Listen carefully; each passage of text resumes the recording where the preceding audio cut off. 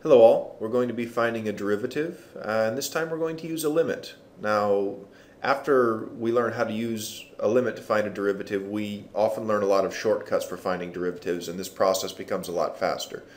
However, it's still fairly useful to be able to find the derivative using the limit, especially when our shortcuts fail.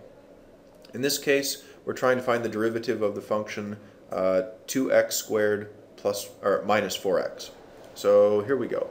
Well, first of all, we're going to retrieve that definition of derivative. We know that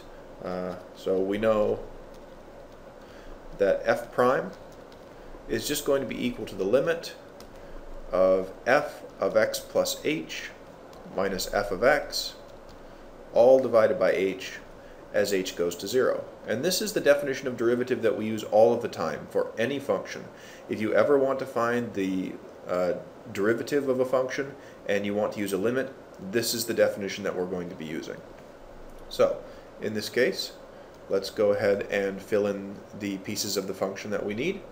So we go ahead and we leave this limit in the front, and we're going to put x plus h into the function to get the first part. So this is going to be 2 times x plus h squared minus 4 times x plus h. Once that is done, we will then put x into the function. So what we just did is the f of x plus h part. And now we're going to subtract what we get when we put x into the function. And that's going to look exactly like the function itself. That's a minus 4x. Sorry about that.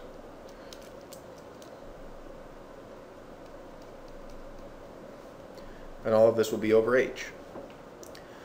Now, we have to figure out what kind of limit this is. And so when you put 0 in for h, you will notice that you'll get a 0 in the numerator and 0 in the denominator.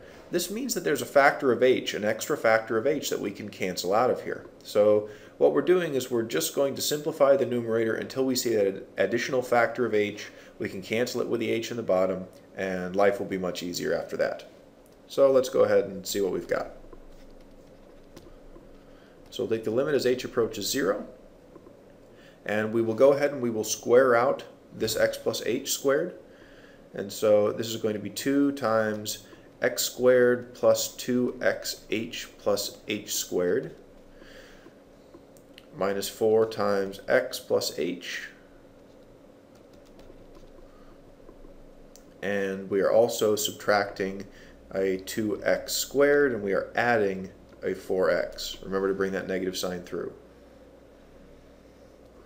All of this is over h.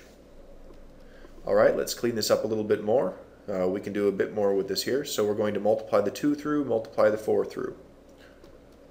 It's going to get a little bit lengthy, but that's okay. So we multiply 2 through, and we get 2x squared plus 4xh plus 2h squared, and then minus 4x plus, not plus, minus. So minus 4x minus 4h.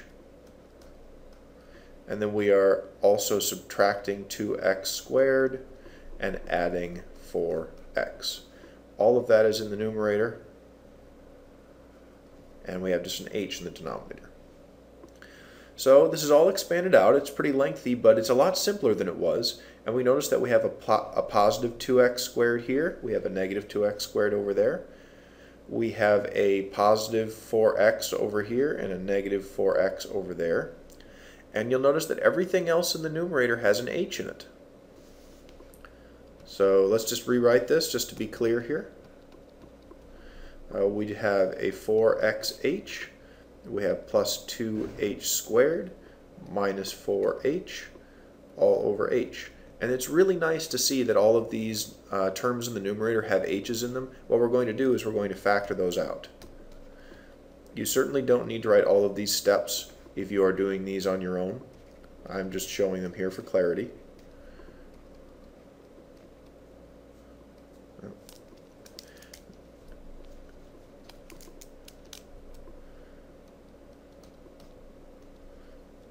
Okay, and all of this is over h.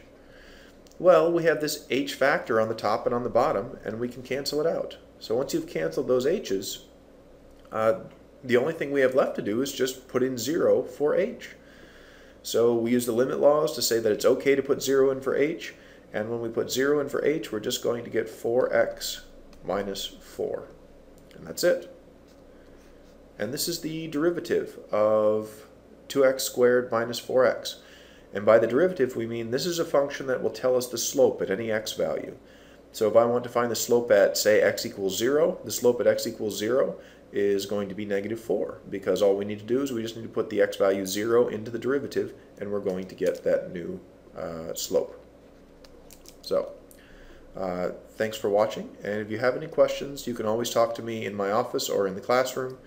But as always, happy mathing, and I'll see you next time.